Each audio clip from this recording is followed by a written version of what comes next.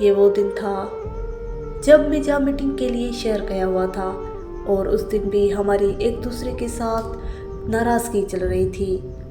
फिर मैंने एक अच्छे से रेस्टोरेंट से खाना खाया और तस्वीरें व्हाट्सएप के स्टेटस पे लगा दी ताकि वो देखे और कोई रिप्लाई करे। उसने स्टेटस देखा लेकिन नज़रअंदाज कर दिया।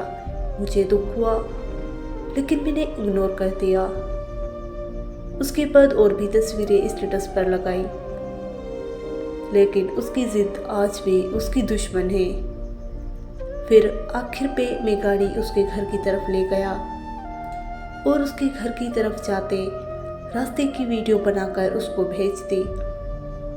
उसने सिर्फ इतना पूछा कि तुम यहाँ क्या कर रहे हो। मैंने जवाब दिया कि मैं यहाँ से गुज़र रहा था।